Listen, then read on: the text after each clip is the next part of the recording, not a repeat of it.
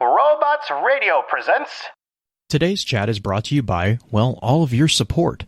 Through the patronage you provide the Focus Fire chat team through Podbean's crowdfunding, we are able to provide you with the weekly podcast as well as the website and other aspects of Focus Fire chat. If you have any interest in becoming a patron of the FFC, please be sure to visit our website and click on the support link. Even a single dollar helps, and for those of you who are already patrons, thank you again for your generosity. You may have heard the whispers of guardians gathering in the shadows, exploring the mysteries of this world and the worlds which surround us. We are all in search of truth. Sometimes we need to focus that search. Focus that fire. And so we come together. Welcome to Focused Fire Chat. Welcome to Focus Fire Chat, recorded live on September 25th, 2020, over on twitch.tv/FocusFireChat. As always, I want to give a big shout out to our live chat here with us tonight. Thank you so much for joining us once again. This week's episode, we don't know quite yet, are going to be focused around exploring the major players in the battle against the darkness. This particular episode will serve as what we have come to call the intro session of the week's exploration. Before we go any further, however, let's run through a quick introduction of who all we have with us on the show. As always, this is your host, Blue Crew 86. And this is the I've been doing everything tabletop RPG, critical role, D20s, green-eyed music lover. Longer intro than normal, but it's fine. And this is the Saint 14 Stan SaintsWorkshop. Yee.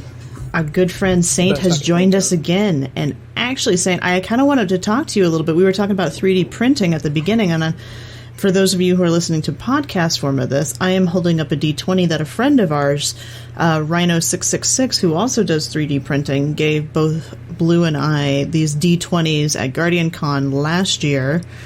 And I was curious what 3D printing stuff that you've got on the horizon for your workshop.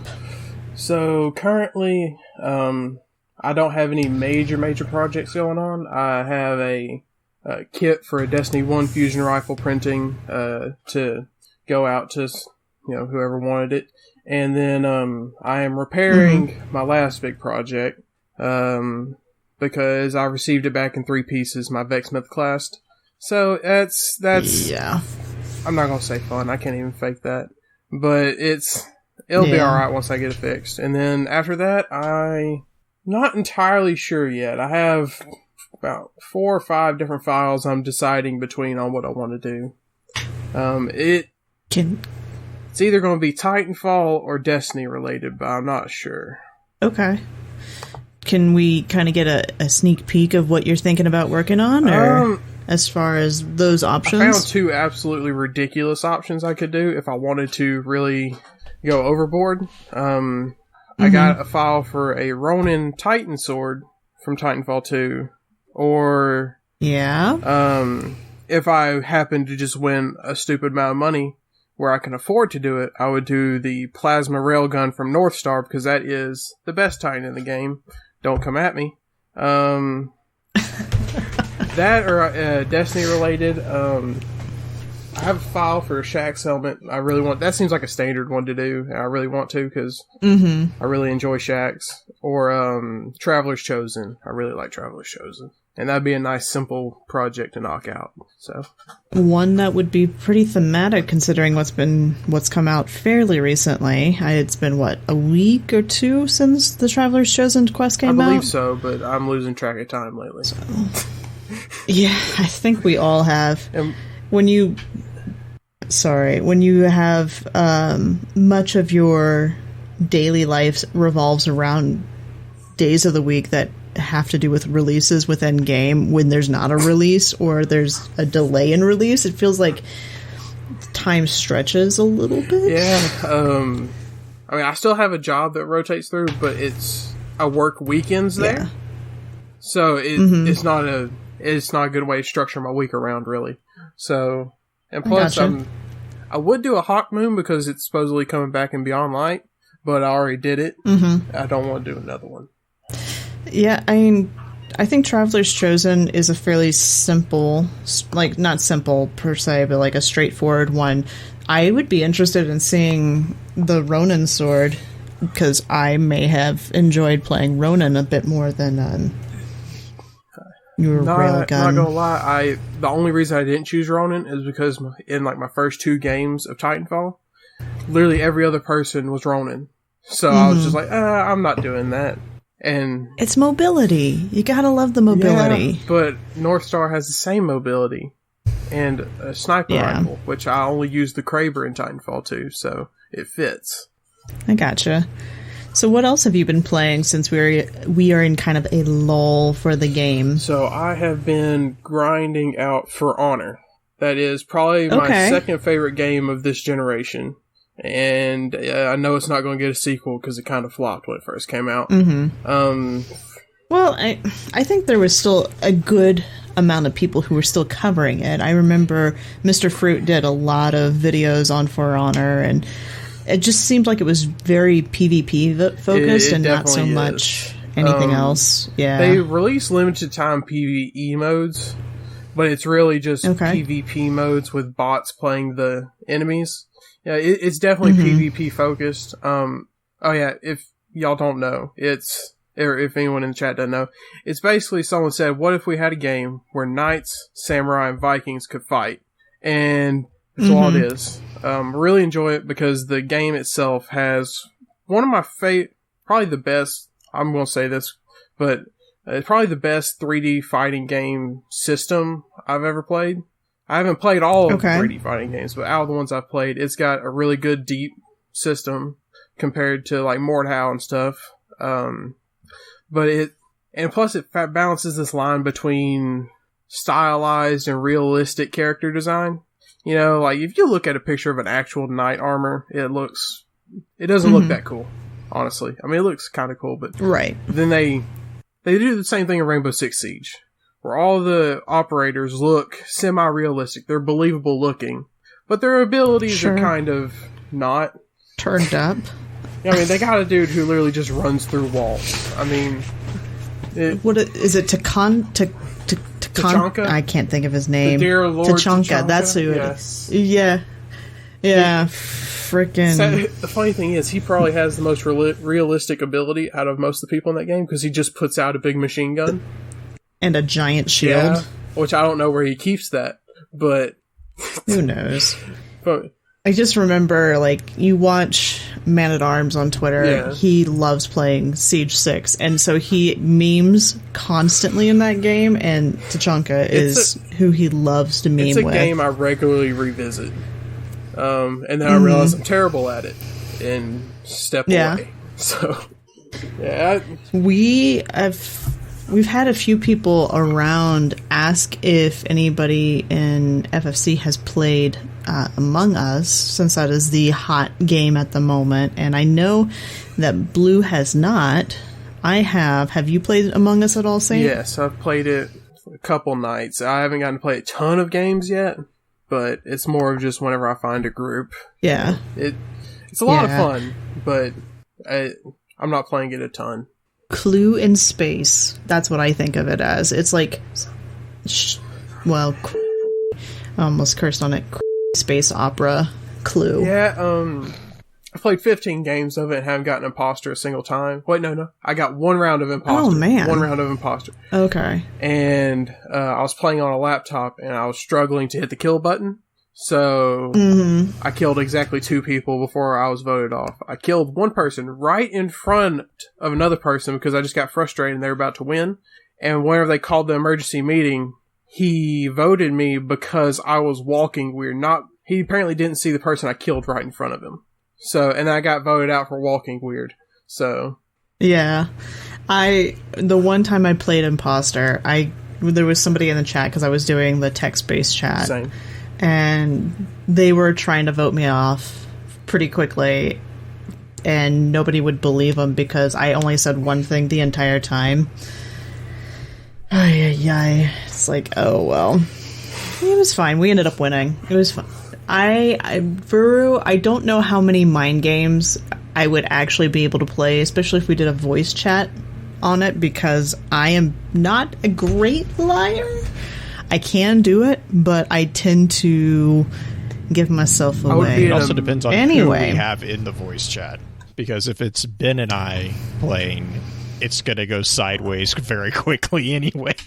I would be a way better crewmate if we had voice chat, but I would probably be a terrible imposter.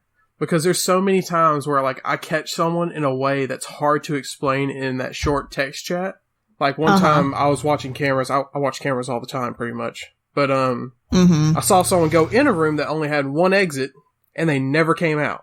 And I was trying to explain that because they vented across the way. Right. I was going to try to explain that in text chat, but then it turns out he vented right behind me and killed me. So, yeah, that was not fun. And then he ended up winning. I just like watching videos on it at this point. It's pretty funny to see some of the different streamers. You'll get groups of streamers together and they're just yelling at each other, and it's who can yell at each other the most efficiently. My favorite series so far is probably Mr. Fruit's videos. Just because that group's been doing stuff together so long. And plus their TTT videos were so good.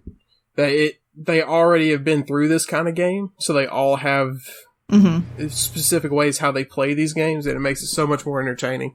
Oh, yeah. Awesome. Well, I'm trying to think. I don't know if there's too much else we really, as far as like general stuff to talk about. We should probably get into kind of the more meat and potatoes of this episode, which is going to be, quite frankly, it's going to be me being the conspiracy theory guy. Aliens, a little bit, for about as long as Blue lets me. That works for me. So, Blue. Yeah. You want to do a quick ad break before we jump into that? Yeah, do you want to do ad break before or after announcements? After. Okay. Let's do announcements. Okay, so real quick, we had, I know this feels like this probably is going to create some digital whiplash for people, but I have a couple of big ones. Let me read, I had it written down. The first one that I wanted to do is we're actually going to stay on WordPress. I actually had a lot of really good conversations with multiple people that ranged from people who use it just to like read stuff on to a very, very, really, really detailed technical analysis of the whole thing with Cornholio from the Destiny show. And basically, after multiple conversations and going through it and different stuff, we're going to stay with it. We're going to stay with the WordPress. We're going to stay that course. It just makes more sense to go that route after the multiple chats I've had. We are going to keep the subreddit open since we did pull the trigger and have that go live. But that is not going to be the primary route for distribution of like the weekly lore roundups and articles. So like the Destiny Armory defined articles, the weekly lore roundups, any of the community updates from the lore network in general is going to be all on the website. The subreddit is going to be predominantly kind of like a question and answer board, really.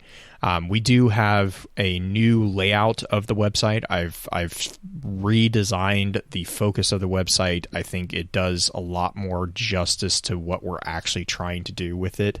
There's a lot more heavy focus on the members of the lore network instead of the articles, because there's a lot of going on there. One of the big things that I did also do was I was able to pull in a content feed from Reddit. So actually, as things get published on Reddit, they will actually show up as news links basically over on the website. So please feel free, go check out the website, and it's thelorenetwork.com. And again, please let me know what you think about that.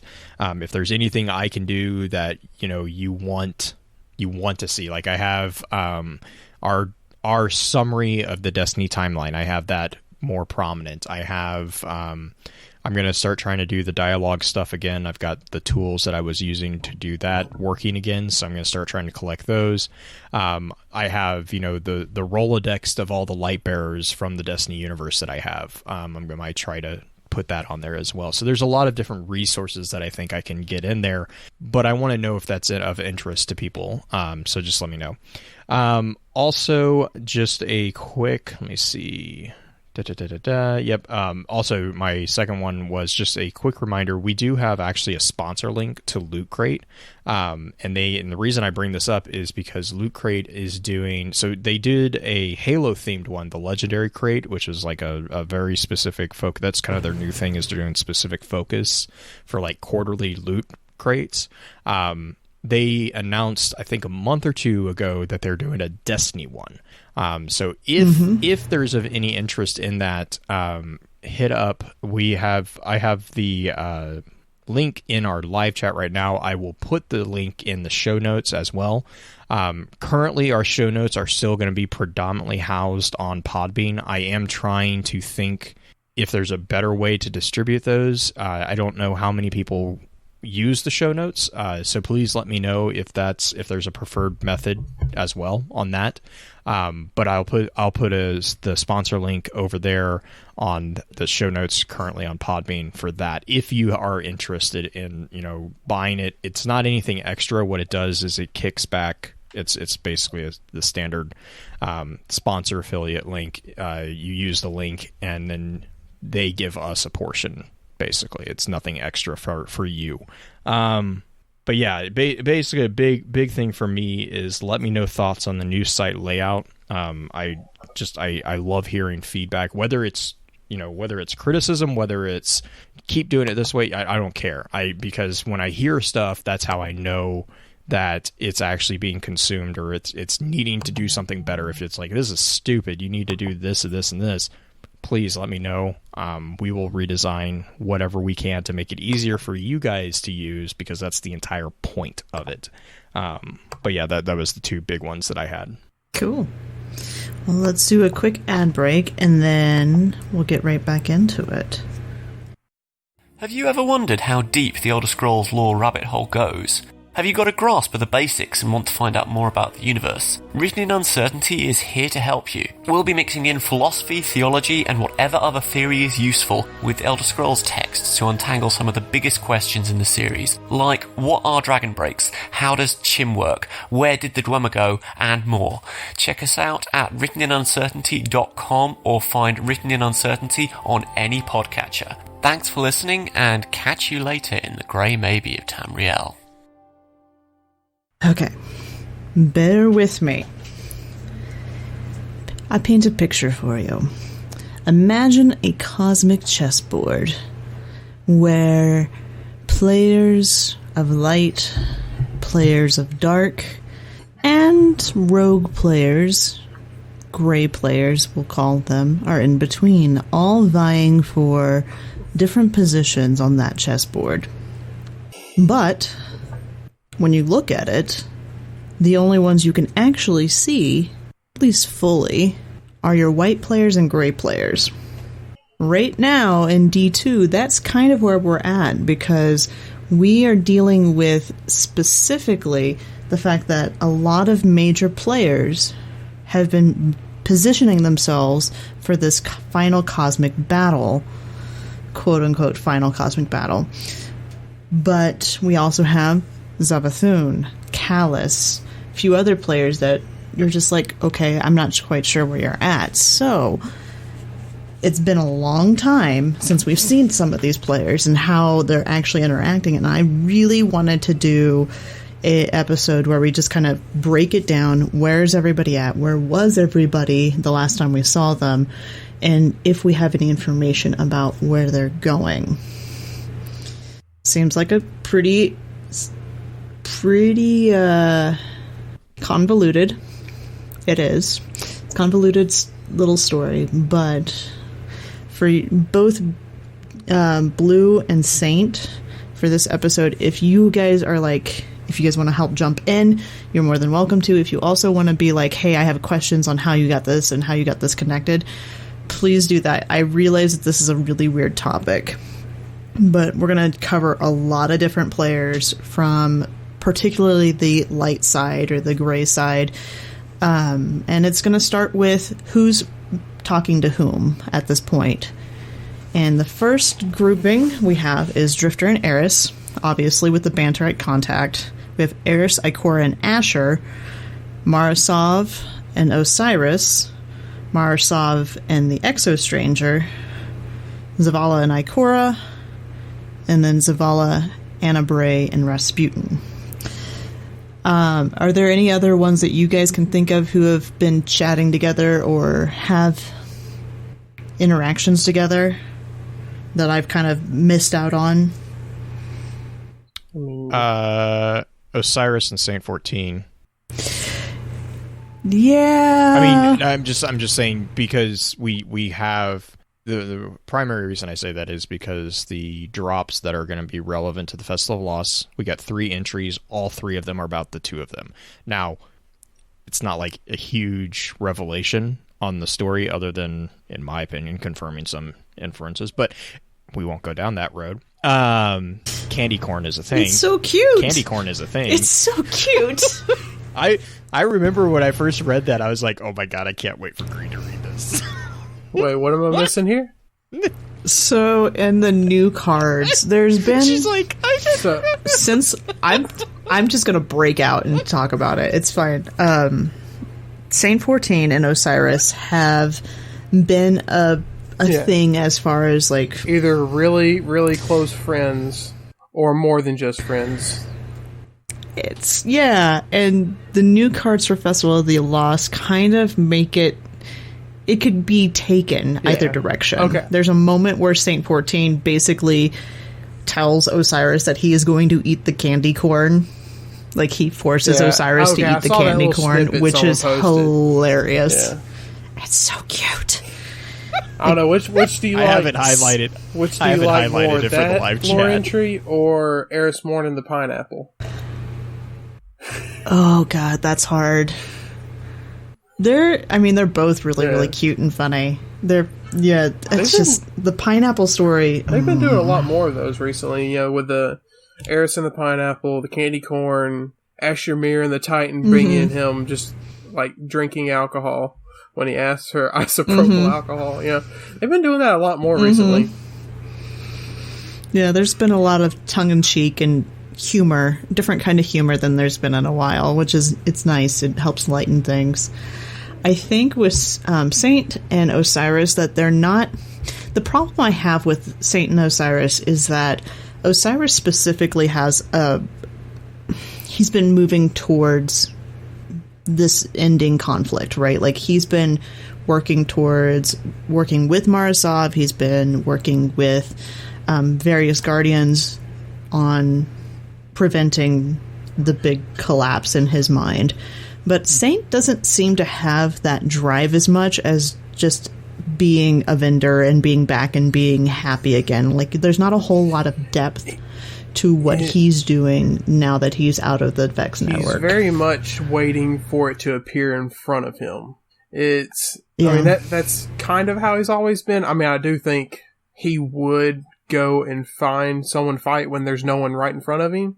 But, they're kind of really leaning into he only worries about what's right in front of him, and he's worried about the city right now. He's not worried about the people coming to destroy the city. He's just worried about the city itself.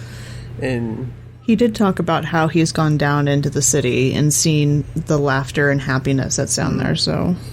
But then again, he might be kind of using that as his excuse to justify him staying where he's happy for once, So yeah, I was going to say, Saint also has, in my mind, one of the best excuses to not have to do anything for a while is, hey, you've been dead for decades.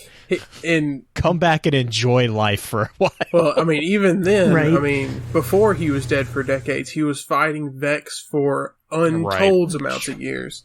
I mean, he was a one-man 300. The Fallen. So...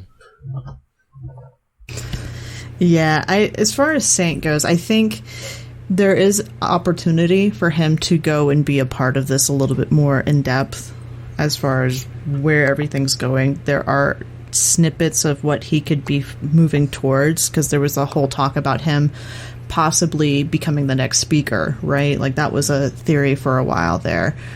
So I don't know if he actually is going to move that route, but it's possible. Chat also has Mithrax and his guardian friends. All right. Osiris and Rasputin. and then Tyra Karn and Ephrodite. Also running out there. Varix and Aramis. Yeah. Yeah. But now we don't know if Varix is in communication with Aramis. Oh, okay. But we know that at least Varix is back. Yeah, Varix is back. I'm gonna be very interested to see how people react to that, like in game and how that gets taken up.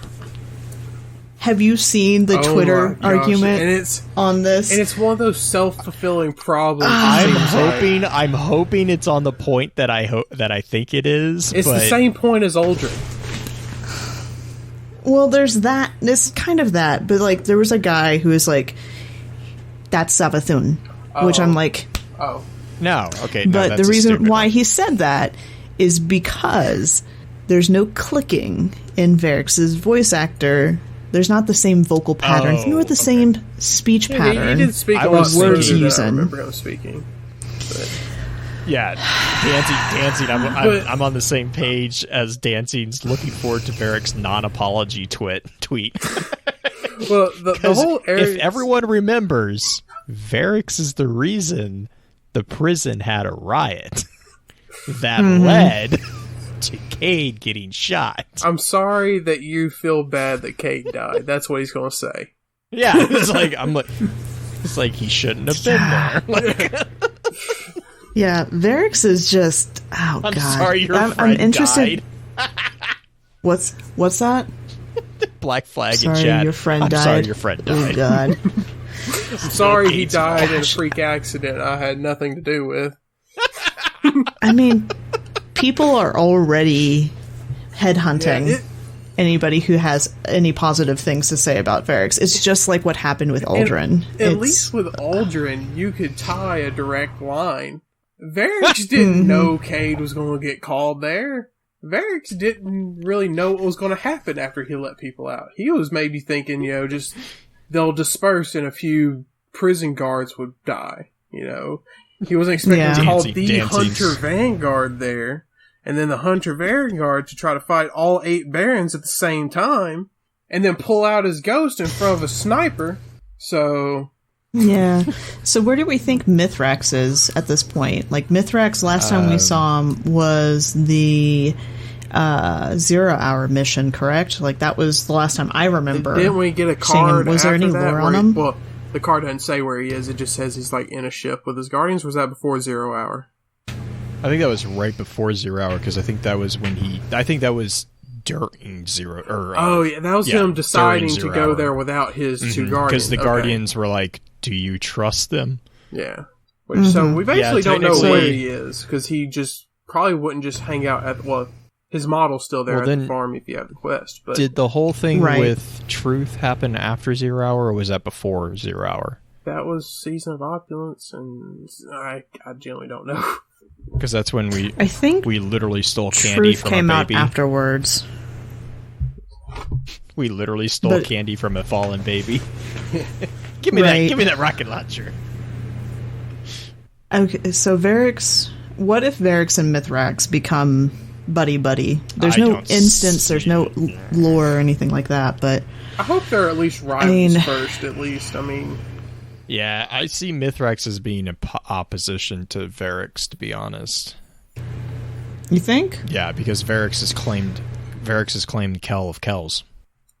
Has he actually claimed, has he said it? Yep, that was the last thing he said. Let me look it up real quick. Because that was one of the last things that he said with, I can't remember what the book was. Okay, I looked it up, and 0 Hour did come out before Truth. It did come out before Truth? It was only a week before, but... Right. Truth came out afterwards.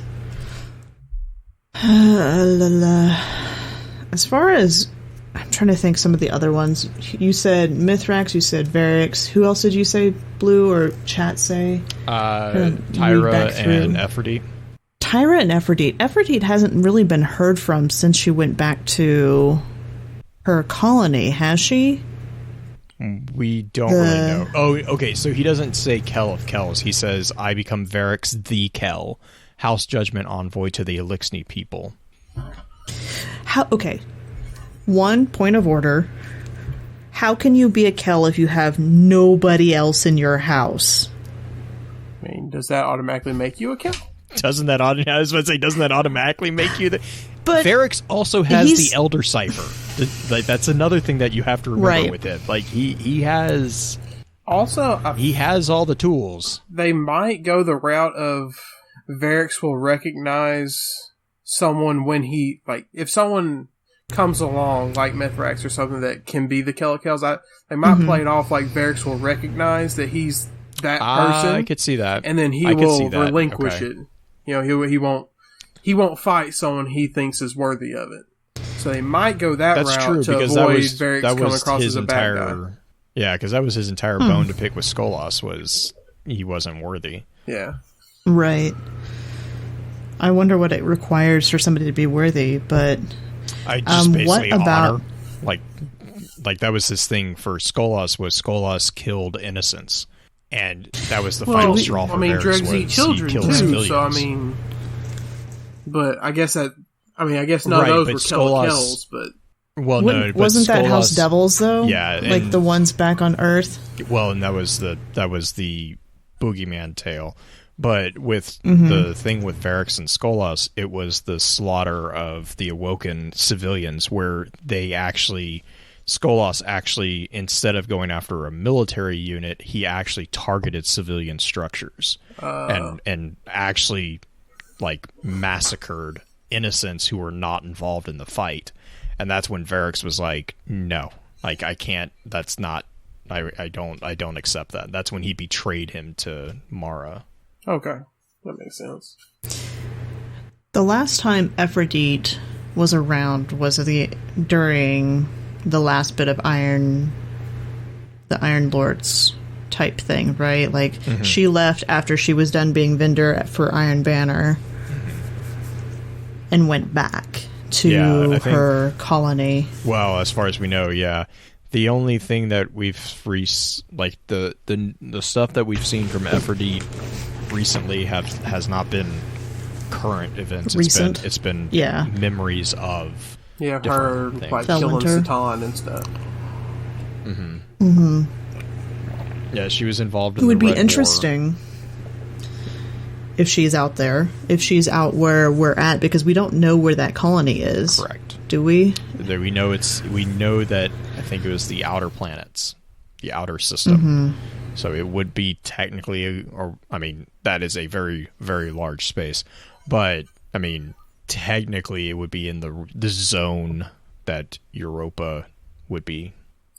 Yeah, I feel like it's possible for her to come back, but I feel like it's more likely they might just save her for one of the mid-year updates or something. If they decide to bring her back, rather than bring her back in Beyond Light. Because in Beyond Light, we're already getting the Stranger, Eris, Drifter, and Varix all in the same place. So I doubt they'll bring Ephrodite to Europa also. It might get a little cluttered. Well, I'm also just thinking, as from a financial standpoint, one of the things that's always stuck with me is that when we got to talk with John at Guardian Con a year and a half ago now, it's been forever, one of the things he mentioned is they only have so many resources that they're able to devote to so many voice actors. And they'll have more with Beyond Light because it is going to be a bigger release than they have been able to do recently, but there's still a limitation on how many voice actors you can pull in. People that I want to continue to talk about is I want to actually talk a little bit about the Vanguard, because the ones we've mentioned so far, I think the only ones that I would say have a more active role in the cosmic battle ahead is Varix, right? Like, Varix is there, at least on Europa, dealing with whatever we're doing out there. But I really don't think that Saint Fortian's got much to do with it. I really don't think that we're going to have much from Tyra, even though Tyra is still doing her thing on the farm. And is the farm going away? Yes. Like, is that one of the... that's going to be weird. I wonder where she's going to end up. I mean, it might still say she's there, they just don't let us go there anymore. Maybe. I didn't think anything in the UDZ was going away, but Ikora has been staying in the tower primarily, and her and Zavala both have been functioning more as a go-between for different things. Ikora's primary go-between has been with Eris in particular, and even then, Eris actually has some not-so-nice things to say about it. The quote from Seed of Silver Wings says, "Now, Ikora, to the matter of your inquiry, thank you for that, by the way, that you would not come for yourself, or not come yourself, I will say nothing." So, Eris is a little jaded that Ikora won't actually leave the tower. Yeah, because even Zavala did. And actually, once. Zavala has a few times. Well, no, for Ikora's the pretty much Wings, though. stayed. He came. Go for it. It was it. very memorable when he visited Eris. Yeah, because he would launch people into made a orbit. bunch of. Cole was one of them. Cole was in the right spot. She had no idea it was coming. It was glorious. I wonder if that accident in the tower sign refreshes when that happens. If Zavala kills someone on a mission. I don't know. I think that's location based. The tower. How many people the commander has killed? Yeah.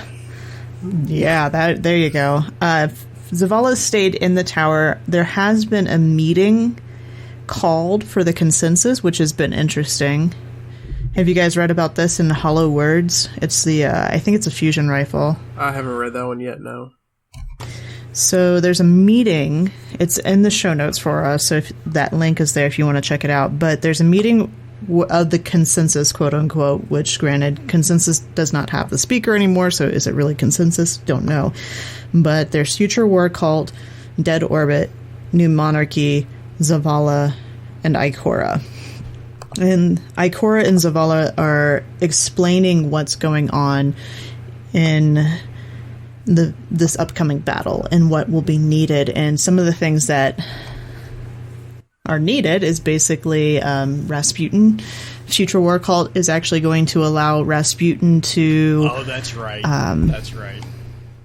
Yeah. This is one where they're like, yes. But you have to have Anna's approval. And they're like, ugh. Right. Yeah, so Zavala talks about when Rasputin fell, a hidden agent was dispatched to investigate the pyramid's nature and divine its intent. They are supported by Guardian operatives. They will work to contain the darkness while we evacuate nearby assets and evaluate engagement strategies. In our haste to act, we were caught flat-footed. When we choose to strike again, we must be sure of its efficacy. We may only get one chance. You have all brought wisdom to this meeting. I have considered your council executor. I request the new monarchy support us as they did so graciously when the Red Legion struck. Organize the movement of our people and coordinate with Soraya Hawthorne, which I think is flippin' hilarious, by the way. She broke his nose. He kind of puts all of them in their place, like in his own way. Yeah, so Zavala asked for Hideo and Hawthorne to work together, and then that's to secure them within the walls. Jalal requests that Dead Orbit ships ferry the wayward home and provide transit security.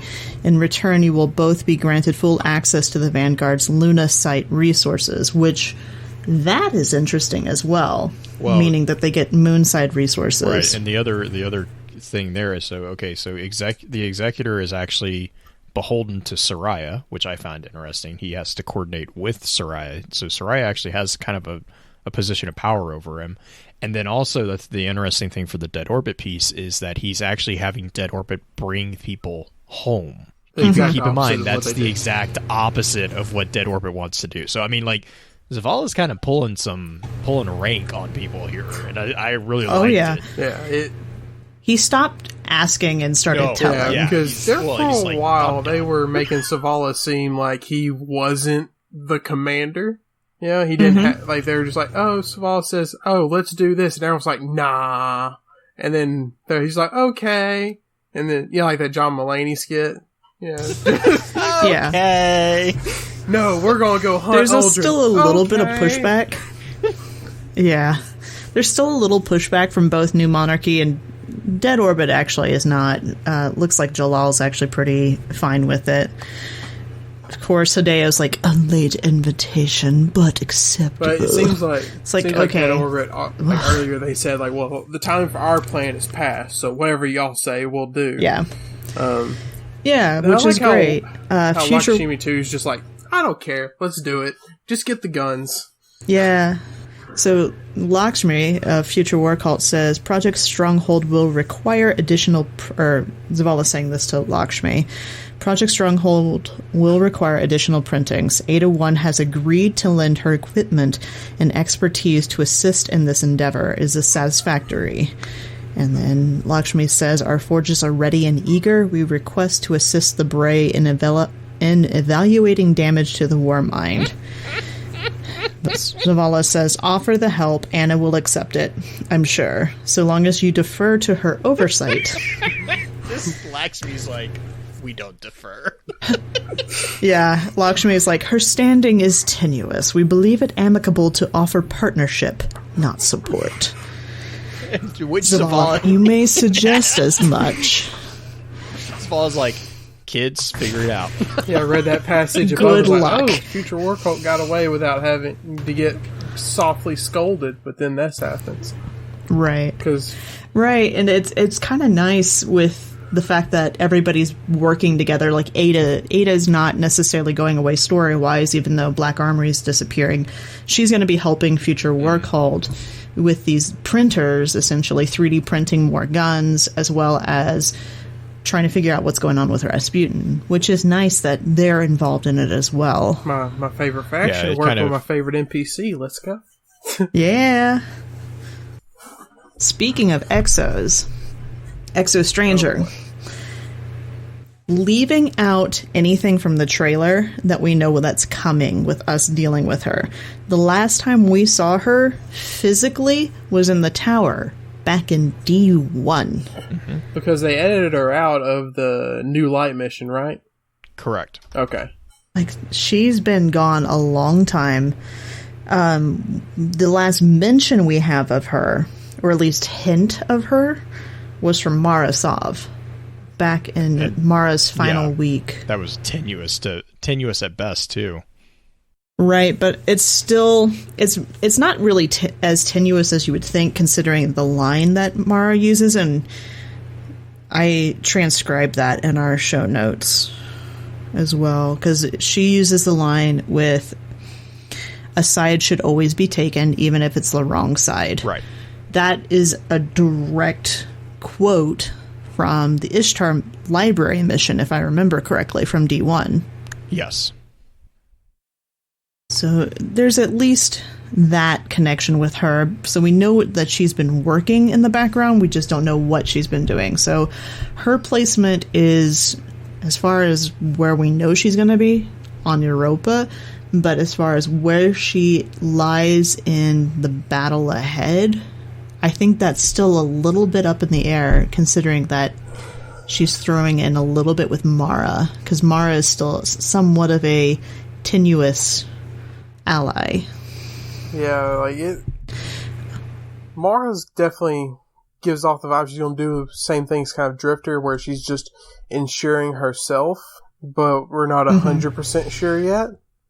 I mean, honestly, they've left it open enough where she could literally just join the darkness if they really wanted to. I don't think they're gonna do that, but the option I don't is think open. they'll go there, because that will alienate so many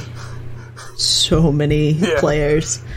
We are actually going to take a quick ad break, and then we're going to continue on. And I think, since we've kind of talked about Osiris, let's talk about one more connection with him before we move on to a different connecting group. So, ad break, and we'll be right back.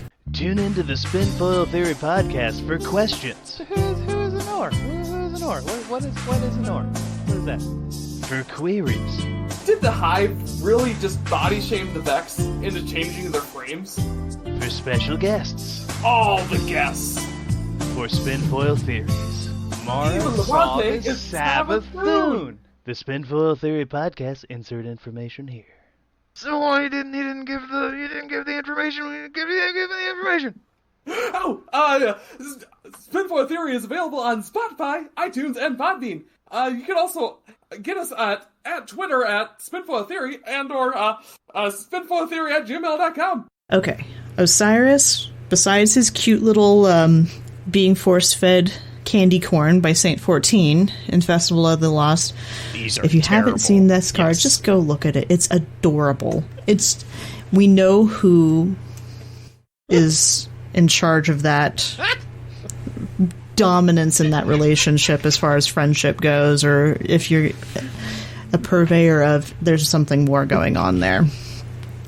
But as far as connections to everything coming up within our current story, Osiris's biggest connection has to do with something that Brother Vance said in Trials and Tribulations. In chapter 6, 7, and 8, Brother Vance goes and visits Mara Sov. And Mara, he tries to make a deal with Mara. Mara basically goes, yeah, I don't exactly need your help, little man, but you can do something for me. Yeah, well, she also tells him to stop. Like, she's like, he you need to quit while you're ahead. Yes. Yep. And Vance doesn't, because it's Brother Vance. Which, part of me, I was wondering when I was going over those cards again the other day, if that is on purpose or not. If Mara knows that he isn't going to quit. And eggs him on. Yeah, maybe. Because that was part of the time where Vance was wasn't he pretty no, he had the consensus of people around him helping him. I'm just trying to think if there was a reason for him to stop. Besides everyone not liking it. He was pretty set in his path at that point. Like, he was convinced that he was he was onto something. That's the thing.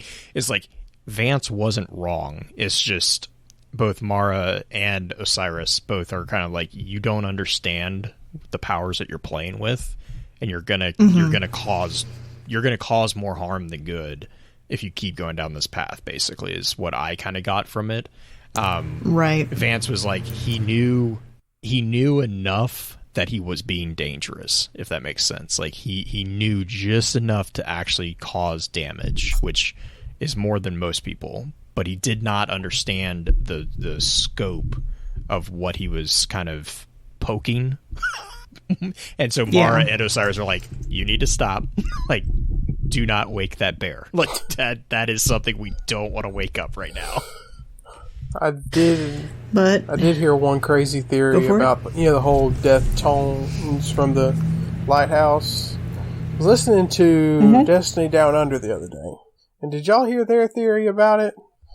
The Logs theory or Matt's theory? The one about the Paul McCartney song. Oh. I have no idea how they got to that point. I cannot remember. Chat does not agree with you. That when Vance wrote down the tones and stuff, it wrote that song, that terrible song. And that's canon. Oh man. It's such a spinfoil thing, but there is a tiny bit to support that with the fact that song is referenced in the end of, was it Duress and Egress? Mm-hmm. I believe so. So, yeah. Gosh, no, so, back to Trials and Tribulations. He has that conversation with Mara. Mara tells him to stop what he's doing, and then tells him that you're going to go give Osiris a message from me, which basically gives Brother Vance the one thing that he has always wanted, a legitimate reason to go and see Osiris.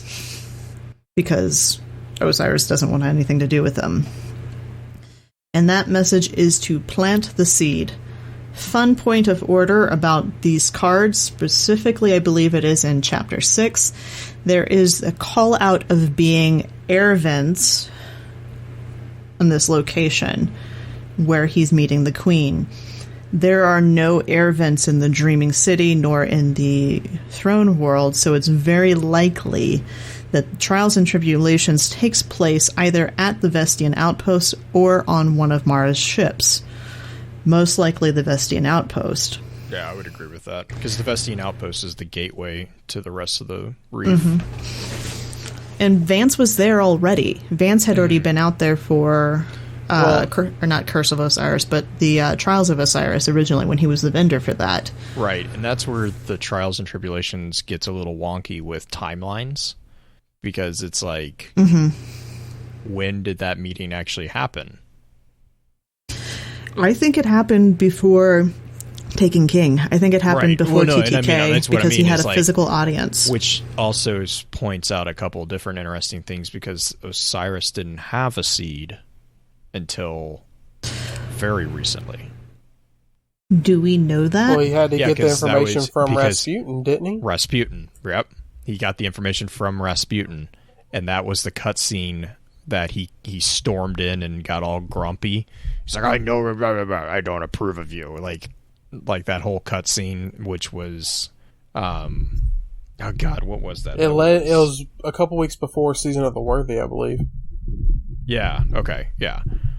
Because that was the whole thing that Grumpy Man gets mad at the cloud meme from. Right. That meeting was what led him to find the same anomaly that Anna finds later, because then that feeds back, because the idea was that Rasputin knew about the anomaly because he had encountered it with Anna. That whole thing. So like that whole time thing is actually a little bit wibbly wobbly, because if Mara told him to plant the seed back before Taking King, but Osiris didn't have a seed until like literally a couple seasons ago, like that's a pretty big jump in time as far as... Well, we also don't know when Brother Vance actually delivered the message. Right. But my point is that Mara had the message. Like, Mara like gave Vance the message. Mara knew. And yeah, she was aware of it. I'm trying to think. Chapter 8. Let's see here. Vance must have given Osiris the message fairly recently, though, because Vance has talked about... Because he went and found him at the sundial, if I remember correctly. Right. Yeah, that's what I was just looking up. Vance has also talked about wanting to meet Osiris forever. Fanboy is fanboy. Yeah. But... Right. It's weird. I don't know if that is... Or maybe Mara is on a ship somewhere and we don't know where.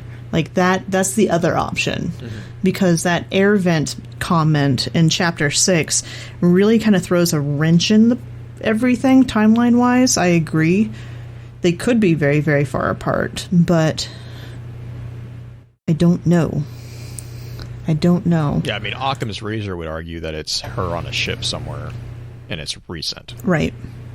But I'm just saying, possibly. Like, if it is the Vestian Outpost, we know that Vance was there. We know that had air vents. Like, there's a lot of things that could, depending on how convoluted of a logic you want to go down, I guess is my point.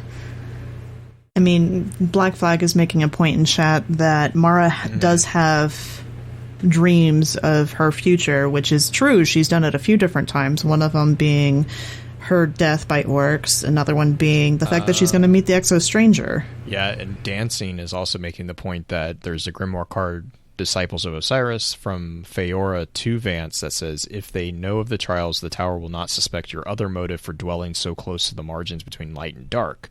Dancing goes on to say that message from Feora to Vance, at least to him, implies the audience with Mara was Vance's second objective on the Vestian Outpost. That would make sense. That would make sense too. Yep. So here's what I want to do. I actually want to talk about the elephant in the room of Mara Sov, because she's tied to so many of these characters. Sure's here? She would... Oh, I thought you said elephant in the room, so I thought you were talking about Sure. I mean, there's Sure too, because, I mean, Sure and Mara... Because she's so big. We don't know exactly where Sure is, besides dead. Is she, though? Oh, that's just like taking a nap in Destiny. It's just... Yeah. You're just out of commission for a minute. You just rested. Get some Senzo. Get those Senzo beans. Let's go. Yeah. I don't want to go down that one, because there's so much spin foil when it comes to Xur. Mara's last known position was in her makeshift throne world realm, where we used to visit her when it mattered, because it doesn't. You could still go there, it just doesn't matter anymore because you're not going to get anything. But her last speech with us was the one that basically alerted us that the Exo Stranger is likely going to come back. And that is when it's her little speech also about how light and dark is very the themes that we've been seeing lately. So it just goes, when there is too much darkness in the universe, light must cast it away. And when there is too much light, darkness must drown it out. This truth is our burden. This is what it is to be awoken. I dreamt of a friend I will come to have. She will tell me a side should always be taken, even if it's the wrong side. I think I should like her. The next act is about to begin, and I do not know when I will return. Fear nothing. Bow to no one. We will meet again one day. And I mean, she calls out the themes that we've been seeing in the prophecy dungeon. She calls out the themes that we've been just having all over the place this season. She also calls out the Exo Stranger, which we know is coming back. The theory that Mara is going to go on the dark side, that I think is partially from this quote of hers. The fact that she's like, even if it's the wrong side. Maybe? I don't personally believe she will, but they definitely left it open that if they decided to, they can say, oh, yeah, she said this, you know. Something else I discovered fairly recently that really weirds me out, and I want to get your guys' take on this. There is a card that came out this season of the Arrivals, came out 6/9/2020. Hold Fast Mark. It is the Titan's Mark from this season.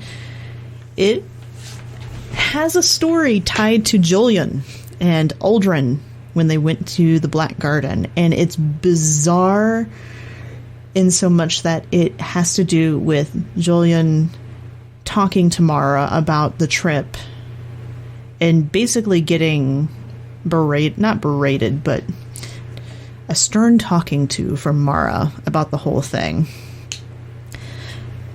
It seems very odd to have this tiny bit of information thrown in here, because the last time we had gotten anything about Julian and Uldren going into the Black Garden was Forsaken 2 years ago. Do you guys have any thoughts onto why this card came in now? I think it's a reminder that Julian's still around, because Julian is going to be, I think that if anyone is going to be able to reach Uldren in his new state as a guardian, Julian will be probably one of the ones that will try. I can see that being a connection.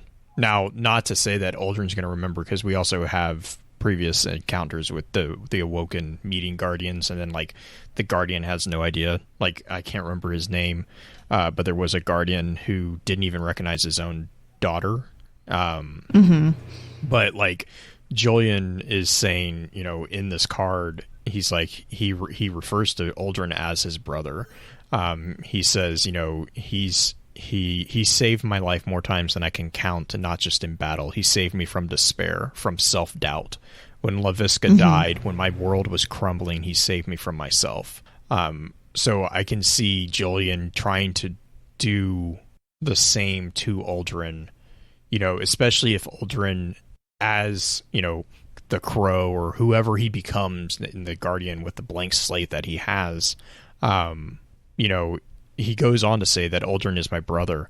I love him and I would follow him anywhere. I'd follow him into death if he asked. And so, again, I see Julian being kind of a redemptive force, more so for Uldren. Because if Uldren as a guardian, which we've seen with the Dawning card, where he's kind of hiding out in the shipping crates, and he's just hunkered down, and he literally is in the middle of despair. He's in self-doubt. He's in all these things, and pulled pork is a force of happiness, but he's only so much. I think if Jolyon ever found Uldren in that state, I think that is going to be.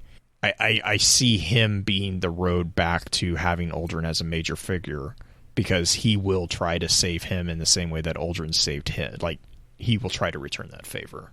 Yeah. What do you think? I mean, Saint?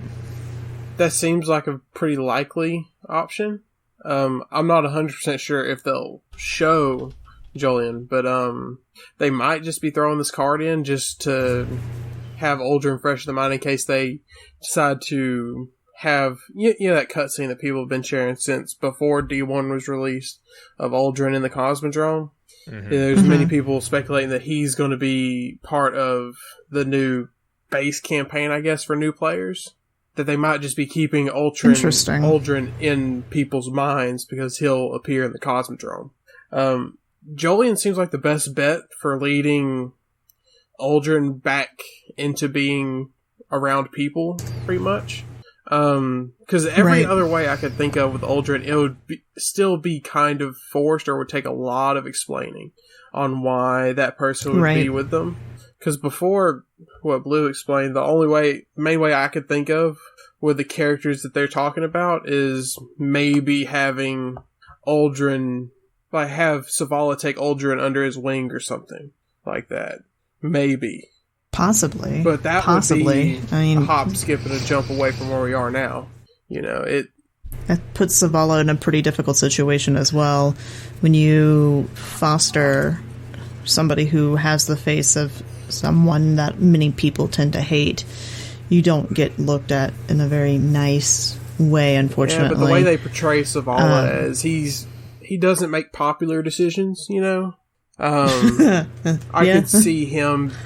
They could easily make him the one who is more understanding towards Uldren being a new person. They could also do it with Ikora. They could kind of do a little subversion where Savala hasn't dealt with how he feels towards Uldren. Since, he wasn't the one who went after Uldren or anything. He was the one just trying to get past the situation. They could play it off where Ikora's already worked through her feelings about it.